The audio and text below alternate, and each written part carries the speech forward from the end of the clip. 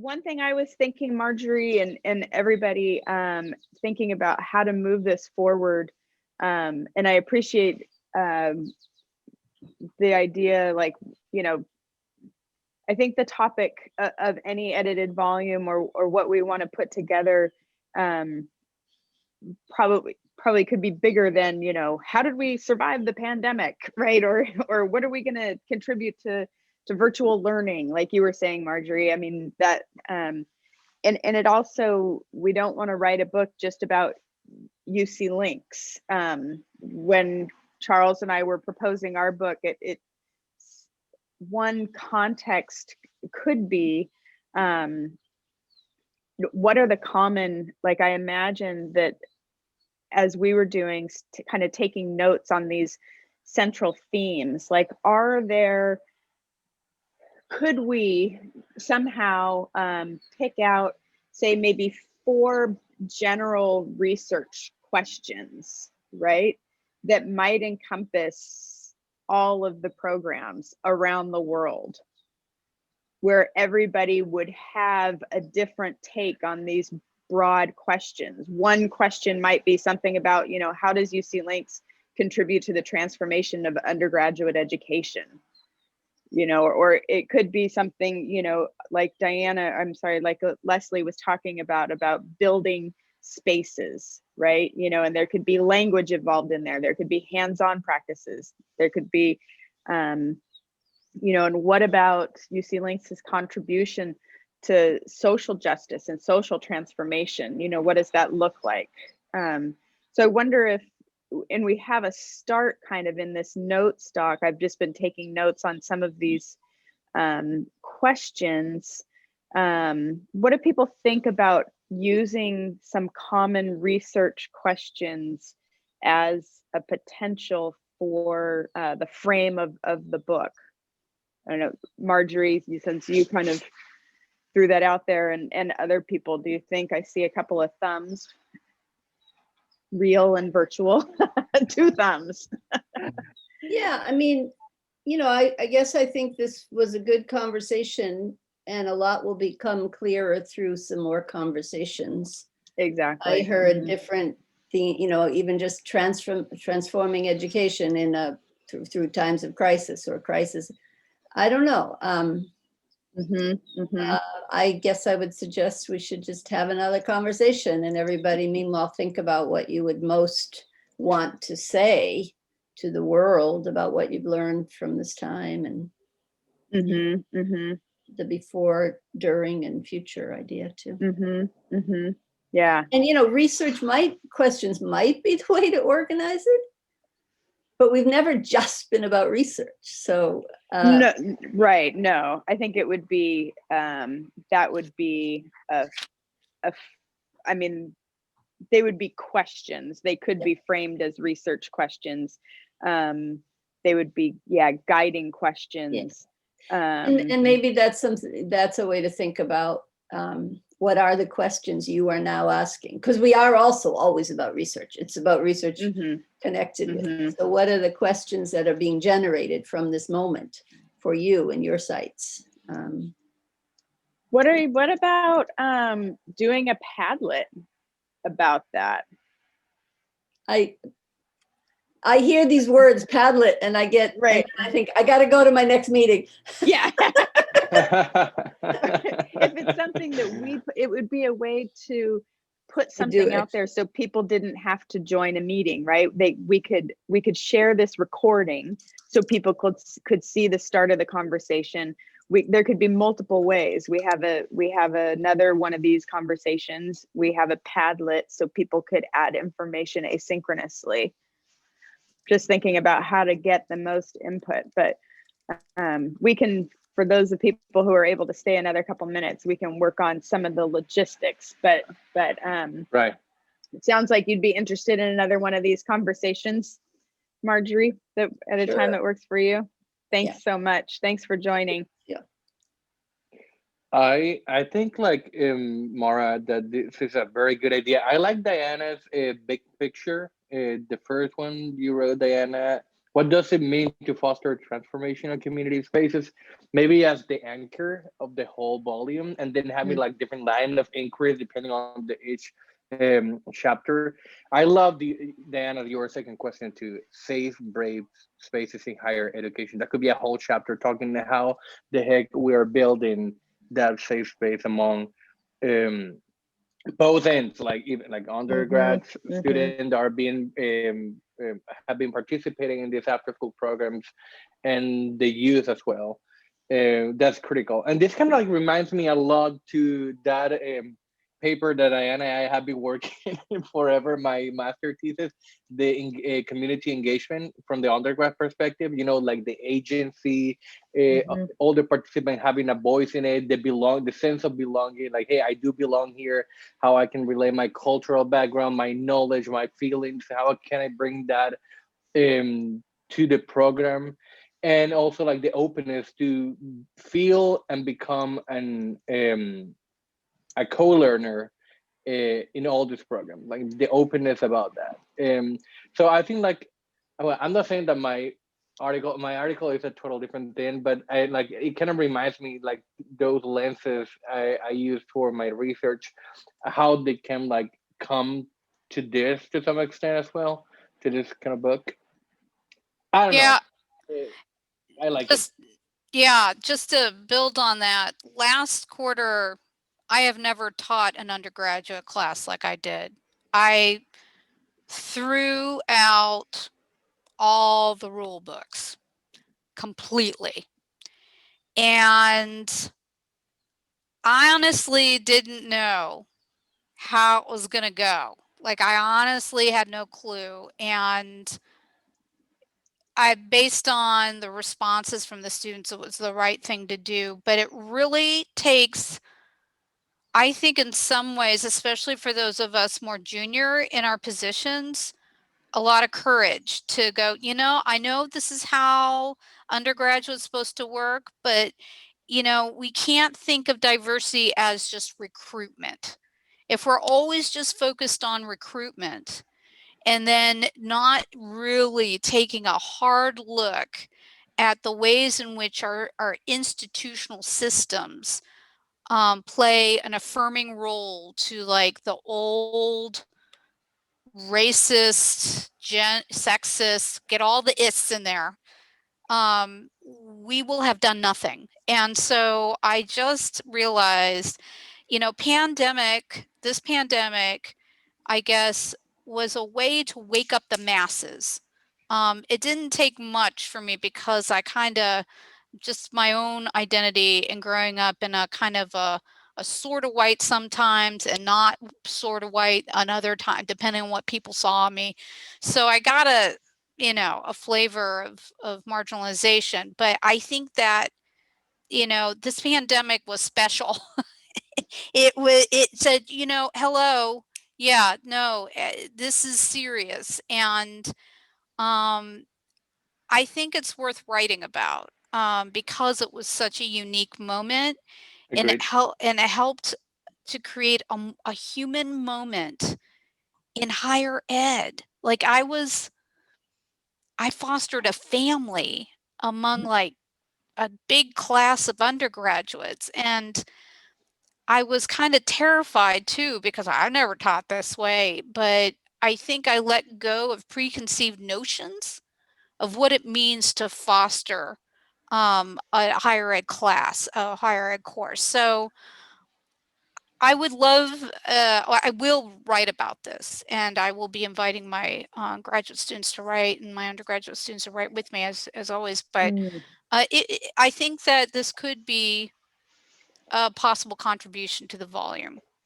Yeah, and I sounds like mean, it. I think like, and I have said this before, and this does apply for K to 21, like K to 12 and higher ed, and even grad school. Like the pandemic, for good or for worse, was that to me, it kind of felt that it was like that little push that education needed to have many educators realizing like, hey, everything, I mean, not everything. Like there is space for constructivism, for collaboration, to foster learning and rethinking and reimagining how learning looks like, and also that little push that some people needed to give technology a little bit of a chance, like, hey, maybe we can just try this out, that I was always afraid of. Like some people didn't have the self-efficacy to just give it a shot and try something out. And it has been like an opportunity for people to re-encounter themselves and rethinking their pedagogies and how they see education a different way. So we all know that there was an emergency transition, but some people have found like, hey, you know what? I found that little thing that might change my pedagogy or my teaching strategies once the pandemic is over. I'll keep this from the pandemic. I'll ignore that after the pandemic. But there is no way to go through this pandemic without rethinking or reimagining how we see instruction and how we see learning, and also like finding new ways and realizing how important the emotional part of pedagogy is, because that's like something that people will just like took for granted. Like, okay, the equation for perfect instruction is know your content to the best, and that's it. You don't need anything else. And I think like now, because of the pandemic, people are realizing how important emotional emotions and the feelings are for like quality pedagogy. And even like K-12 instruction, my partner has been telling me, we're lower expectations. We're focusing mostly in keeping the kids engaged, and in order to prevent dropouts, we're lowering like like grades, like everything is like transforming. People are more open about formative assessment more than summative assessment now, more than before. I mean, I think this is like a very unique time that might help people realize that there are other options. And I'm not saying that they always is bad. It's just like people are finding their alternative to add variety to their pedagogies. And I'm gonna shut up. No, that's a good Were you going to point. say something, Tom? No, I think that's an excellent point about the importance of emotional learning. And I don't know, from my point of view, we've been doing it for like 30 years, and we have field notes from 30 years. So we're in a good position to take advantage of that. Yeah, Yeah, I definitely. agree. Yeah. So I'm wondering, I just want to let everybody go. You guys have all been so awesome being Well, on here for so long. Mara, can I just say something really quick? Mhm. Sorry, so what I just heard recently, from my employment unit was that they were no longer interested in my research. And by my research, what they really meant was they did not want to support the administration of Corre la Voz anymore. This was in an official memo, as they were basically cutting off the portion of my job that supports Corre la Voz. They said that they were going to continue to fund the undergraduate classes as long as it gets the numbers up.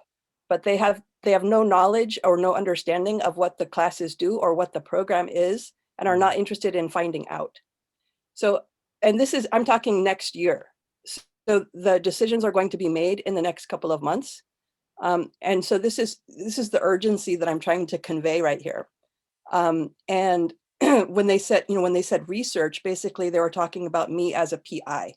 They were trying to sort of like bust me down so that I would not have any status to be able to hold on to the grant. That's not going to happen anytime soon because of the extension of the grant that MARA is offering for next year as I shift over into education. But I want to celebrate with you all and validate what you all are saying about what it is that we do. But I also want to signal that this is not universally recognized at our institutions, and specifically is like I'm in the crosshairs. And so, I have not been able to, within the scope of what it is that I'm assigned to do work-wise, to represent, even though I have like a kick-ass new website, which I think it does a pretty good job of representing, what we do. This is not enough for people who are determined to cancel it. So, anything that we can do to somehow shift the the balance of power or the balance of representation would be much appreciated. And, you know, Mara and Charles are like, well, you know, let us know what we can do. I'm not sure. But I do want to, you know, note that things are not all rosy. And it's very disappointing, and it's very frustrating and disappointing to our undergraduate students who are gaining so much from this, who feel very committed, very uplifted and transformed by these spaces. And then they turn around and see what the university is doing to their space of belonging and transformation as Latinx young professionals who are serving immigrant students. It's appalling. And especially because it's being done by people who say that they are for social justice and social transformation. That's their calling card at the university. That's So, an important, that's an important piece too. And I just added that to the notes, you know, beyond Yeah. barriers to our work is the marginalization of this work, you know, and Right. maybe even just the active opposition to it. Yeah. Leslie, your Yeah. comments kind of like reminded me to that piece that Diana led during that we submitted to a book about the institutional void, and how undergrads are able to recognize how different these spaces are and how valuable they are and how much they love it, and they really highlight how the university as an institution most of the time are not aware of the potential of these spaces that we are creating for them to be part of the community, to serve the community, and to learn along with the community. And I think that that's totally true and super sad. And that's one of the main findings that we found in that paper. Like, undergrads do recognize that and they value that, but the university itself did not do a great job. So when they find this little like oasis in the institution, like, oh, this is very cool, I didn't know this actually existed. And some of them didn't realize that that existed until they came to the ed department and they took the class that in that scenario Diana led, and then they found out that, oh, curiosity, like CVL, oh, Leafy, Club Pateo, like, oh, that's interesting, that that was never shown outside of outside of my department. Everything in my department was like very like traditional. Like, if it has to be just like merely connected to your major, and there is no space for them to have a refreshing experience like this. And I'm not saying this just like defending useful links. It's because that's what happened in this different like programs. So it's really sad, but I'm not surprised by that because we found the similar experience at UCSB. Like many students realized that this was refreshing, but it was not promoted, and nothing like that happened in other spaces. Yeah. Well, you know, I'm trying to pull it into education so that it can be part of some of people's majors and it can at least be promoted there, and we can get students who will get credit for it for their majors there. However, you know, just to illustrate what's happening here, I actually did a study that was pulled into the website to show alumni experiences and how important it was for them, and quoted them on the website. And the person who's trying to kill the program went out and hired GSRs to do counter focus groups to try to sort of like counterbalance, you know, like, here's what we really want to do to sort of like create you know, a brand new intentional counter evidence. I mean, it's pretty intentional. It's pretty vindictive. It's kind of a scary time to be at our institution. I feel like now I'm Miss Complainy Pants or Ms. Complainy Pants compared to what you've been dealing with, Leslie. I mean, I was very upset with, you know, the things I've been having to deal with our side of the, you know, UC world, and I'm just so sorry. It just sucks when no one really values the sense of community like this, you know? It just really sucks. Yeah. Yeah. It kind of reminds me when Olga Vasquez retired, and then like Carlos stepped up to make La Clase Mágica keep going. But like, how can that be problematic, it's crazy. Yeah.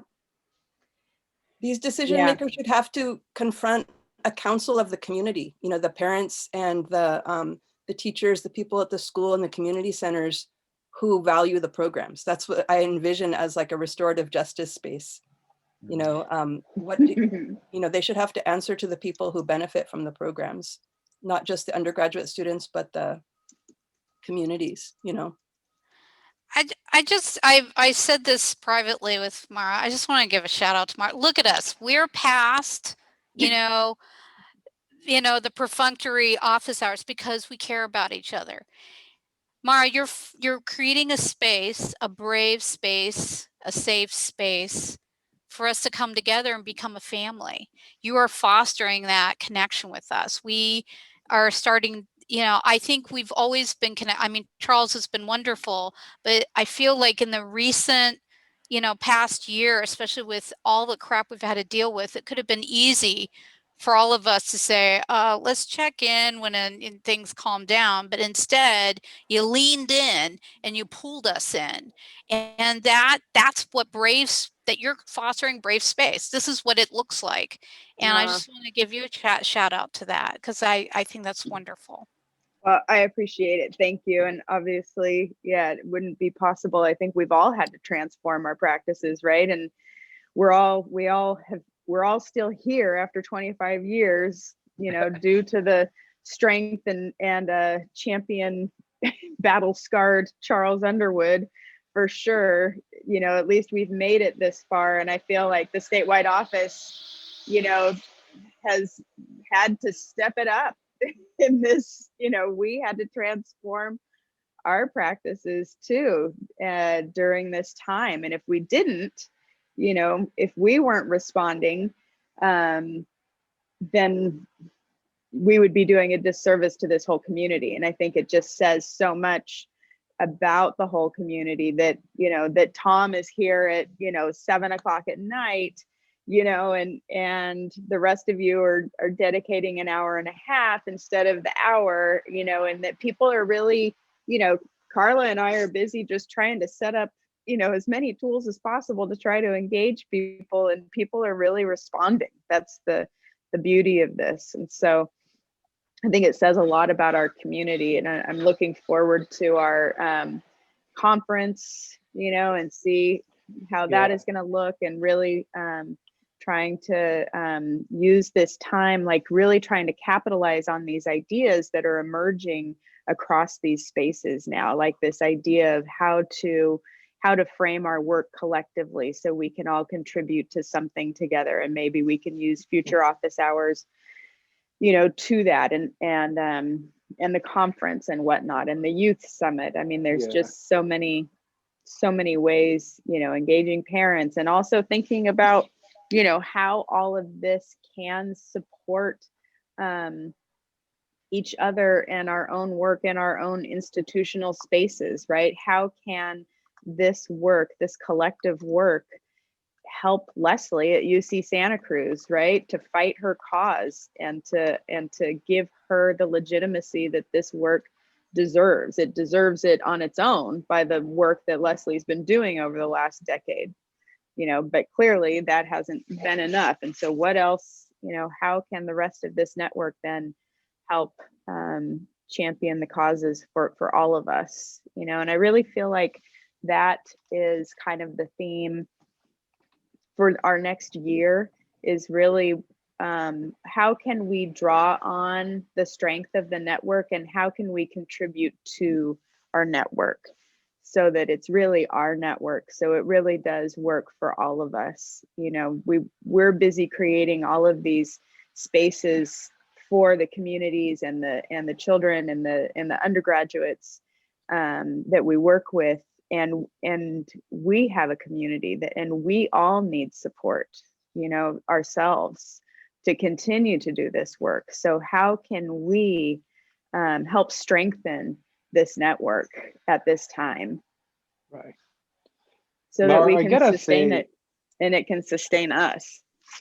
Yeah, I gotta say, like, this and I echo Diana when she mentioned like lately, it feels like there has been a lot of effort from you guys to keep the community like connected and even closer.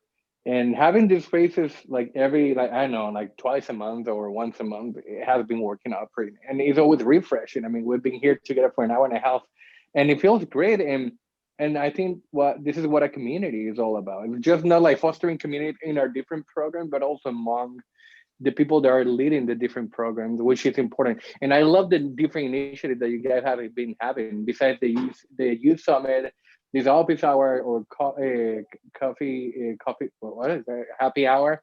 And we're gonna have And- happy hour coming up on And the Friday. happy hour, I was gonna say that one. The happy hour, I love that one. Like bringing like the geek inside of all of us and sharing ideas. Like, hey, like they've been working out, and actually like, that kind of like opened up like ideas. And I mean, I was like thinking when I saw that email, like maybe for the future, besides a volume of research among our program, we can also think about practitioner books that can be used out there too. Like not only between us, but also like providing people out there like what informal and non-traditional learning could look like, and having like practitioner pieces collected in volumes as well, because they're like all the work that we've been doing just to not stay just inside our community, but also like spreading that voice out there so people can grab those book chapters and have ideas for their communities and making them applying them in different contexts as well. That could be also a very cool idea for the future. Yeah, I love it. I'm open to all of those ideas. I just put a plug into the chat in case you haven't added your 2 cents. I think everybody here has already filled out the survey. So, and were Mara, you going to say something, Alessandra? yes, can we have actually a focused next meeting on let's brainstorm ideas to help Leslie's program? Can we actually put all our brains together and come up with something that we can maybe help at least in a little bit? Like I think can we make it the topic of the next meeting? I love that. That actually just makes me cry. Really? That is exactly what we need to do, right? Leslie, if I saw a heart, but just to make sure that that's something you're okay with too. Yes. Let's all cry. I mean, I think that's it. That's a great idea. Like let's put it out there as a challenge, and we have the next coffee hour, brown bag lunch, whatever. We'll find a time that works for you, Leslie. And Leslie has a challenge. Who can show up to help figure out ways to address this challenge? I'm in it. That's great. I'll ask I love it. Cynthia to come, our new co-PI, the education chair. Perfect. We're just like, what do we do? It feels so challenging right now. Yeah. Yep. Thank you. That is fantastic. Great idea. Thank you. Just remind me, it's Santa Cruz, right? Yeah. I don't know. I'm like piling it on. Maybe it's not fair of me, but where the strikes were and the chancellor like hires city police. That's their first go-to. Yeah.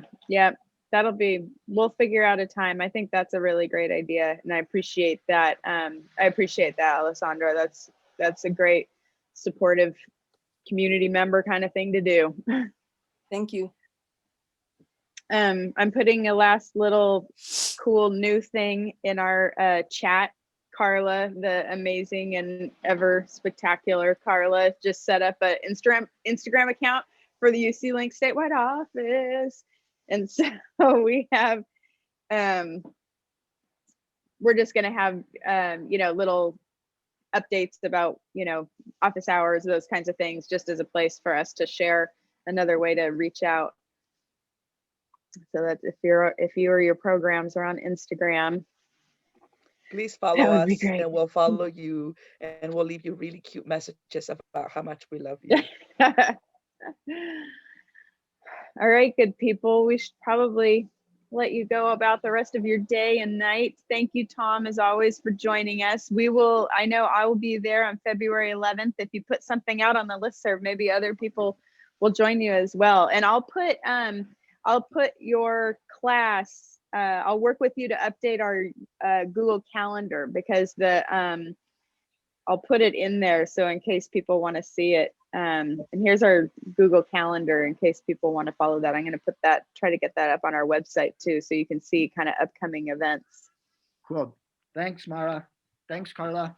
You're welcome. And if you have anything you guys want us to go to, let us know. We'll put it on the calendar and we will be there. Yeah, Yeah. that sounds good. And Carla, you can always like check the CBL Facebook website that Diana leads, and you can feel free to grab whatever like newsletter or information we're posting there on the User Links Instagram as well. Well, I appreciate that, but let's be real. I don't really lead it. I'm just dependent on my team members who are more literate with Okay, social let's say media. that you put let's say you put the head on that, but Okay, fine. We well, we universal we. let's say we then. Yes. Just keeping it real. Thank you. I enjoy seeing stuff like Whittier is. I love their posts. They're always so positive, very inspirational. And I love like the post that Tom puts on Facebook, and we chat through Facebook. That's how we've gotten to know each other. And then I love the website that Matt CEO has. So it's been a really marvelous time of me going to every single site and looking at all of the work that you do, and just I walk away inspired, and I just applause for all of you. Yeah, big time. Mhm. Good Yeah, luck I getting agree. your proposal across the finish line, Alessandra. Let us know if there's anything you need from us to help. Thank you. All right, good people. Yeah, good Good to see you all. everyone. Until next time. We'll All see you right, take soon. care. Thank Yeah. you. Bye. Bye. Bye.